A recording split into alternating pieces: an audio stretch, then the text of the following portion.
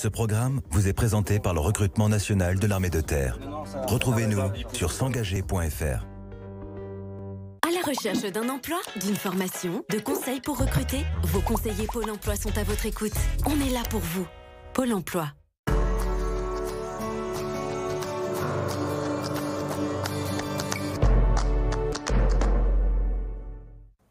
Bonjour à tous, bienvenue dans Les Visages de l'Emploi, l'émission pour tout savoir sur les offres d'emploi, les secteurs qui recrutent et l'actualité des entreprises sur la métropole de Lyon. C'est justement à la métropole qu'on s'intéresse aujourd'hui. Quelle politique de l'emploi, quel choix, pour quel projet dans un contexte sanitaire et économique difficile? Je poserai toutes ces questions dans un instant à la première vice-présidente de la métropole de Lyon en charge de l'économie et de l'emploi, Emeline Baume.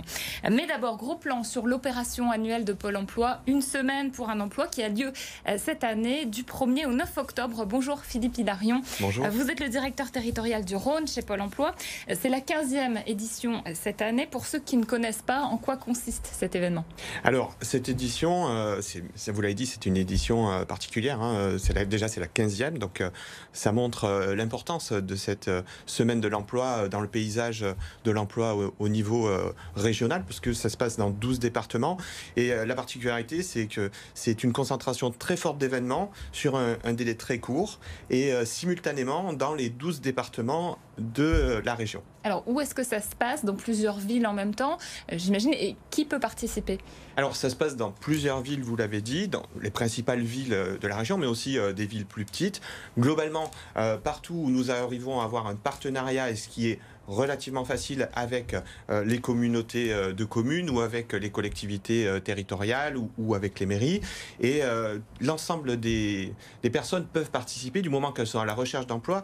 À une particularité cette année, c'est que la crise faisant, on a été obligé d'aménager un petit peu les modalités de rencontres. Et donc, notamment pour les rencontres physiques, il est nécessaire de s'inscrire, soit d'être invité, soit de s'inscrire pour pouvoir participer, parce que nous sommes limités dans la capacité d'accueil sur les sites. C'est réservé aux demandeurs d'emploi qui sont inscrits à Pôle emploi ou c'est ouvert à tout? Non, c'est ouvert à tous. On peut aller sur pôle emploi.fr pour avoir les informations et on peut s'inscrire sur un certain nombre d'événements. Bien sûr, la priorité, ce sont les personnes en recherche d'emploi, qu'elles soient inscrites ou non, mais toutes les personnes en recherche d'emploi peuvent bien évidemment venir. Il y a aussi des événements qui sont des événements plutôt d'information. Type forum, comme on voit dans les forums, par exemple, les rencontres, les salons, c'est ça? Il y a des forums, il y aura des webinaires, parce qu'il y aura aussi des événements de séminaires digitaux. par Internet. Voilà, des séminaires par Internet. Et puis, il y a des journées d'information sur les métiers, sur les formations qui recrutent. Donc, tout ça, ce sont des choses qui sont bien évidemment accessibles à l'ensemble des personnes qui sont intéressées par la recherche d'emploi ou qui veulent se réorienter aussi. Alors, quel est l'intérêt vraiment de cette manifestation par rapport, par exemple, au travail quotidien des conseillers de Pôle emploi? En quoi cette manifestation est nécessaire, intéressante pour vous et pour les demandeurs d'emploi?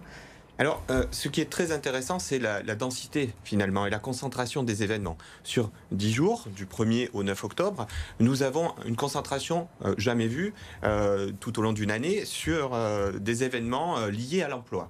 Donc ça, c'est le premier point. Donc l'ensemble des conseillers sont mobilisés toute l'année sur des événements, mais pas avec cette intensité.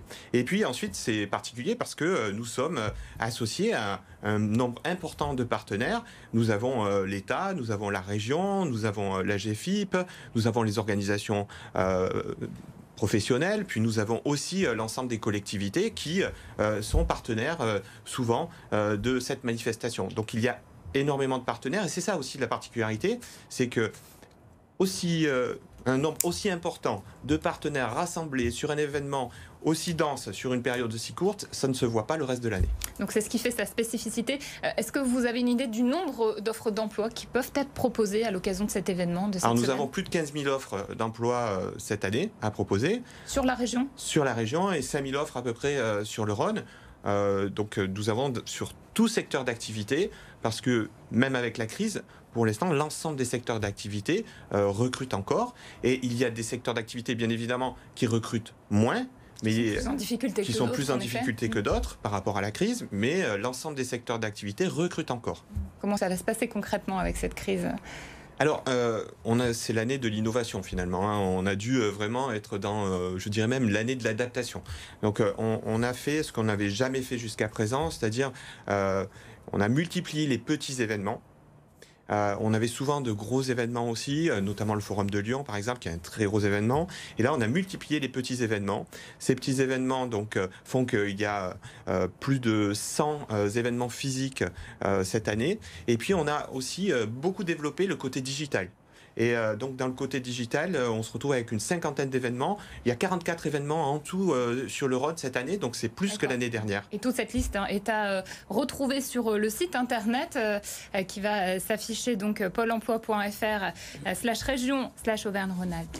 Merci beaucoup, Philippe Hilarum, d'être venu nous parler de cette opération. On s'intéresse maintenant à la politique de l'emploi au sein de la métropole lyonnaise. Bonjour, Emeline Baume. Bonjour. Merci d'être sur le plateau des Visages de l'emploi. Vous êtes vice-présidente de la métropole de Lyon, déléguée à l'économie, à l'emploi, mais également au commerce numérique et à l'achat public.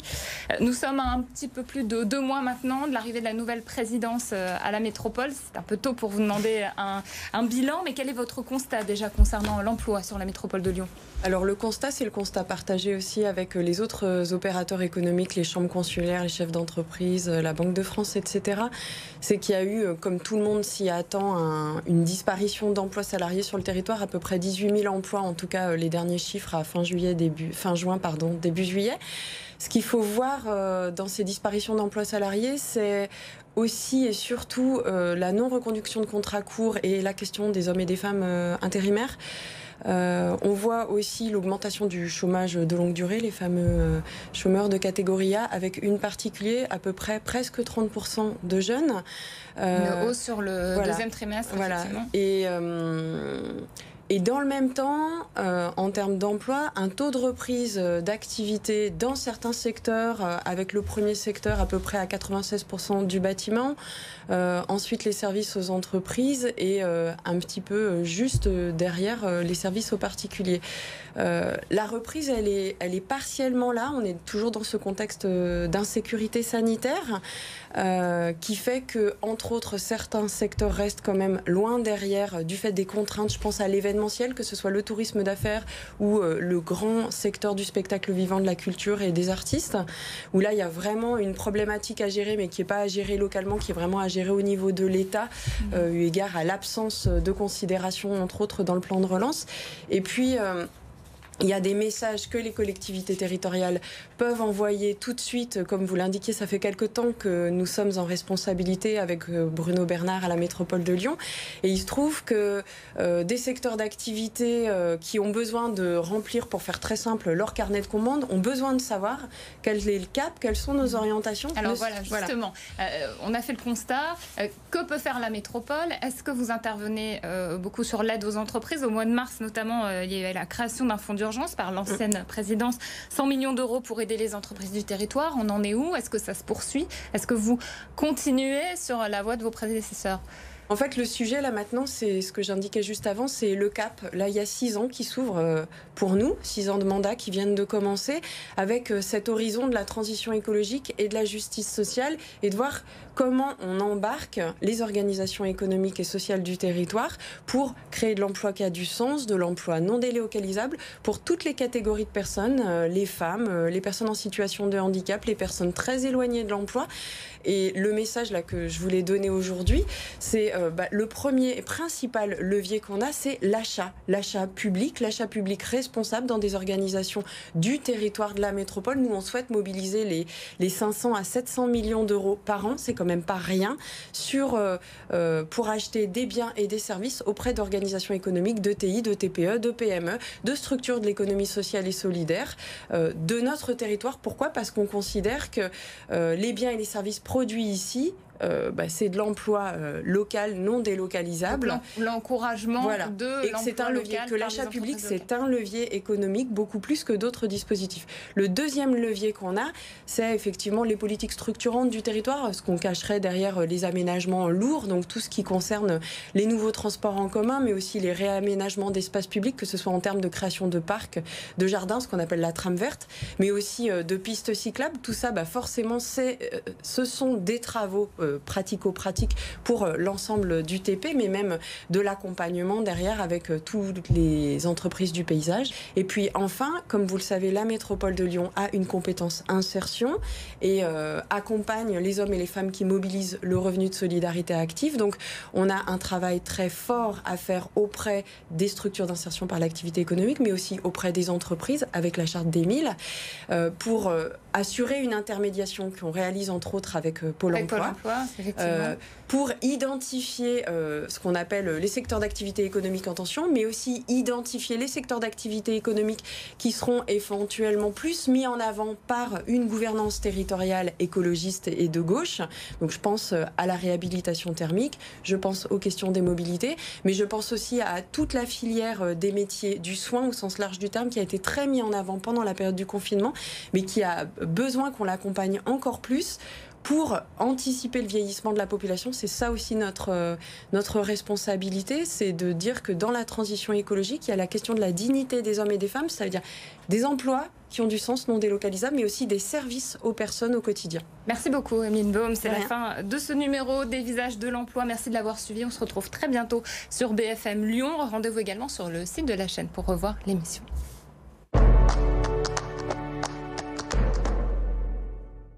Recherche d'un emploi, d'une formation, de conseils pour recruter. Vos conseillers Pôle emploi sont à votre écoute.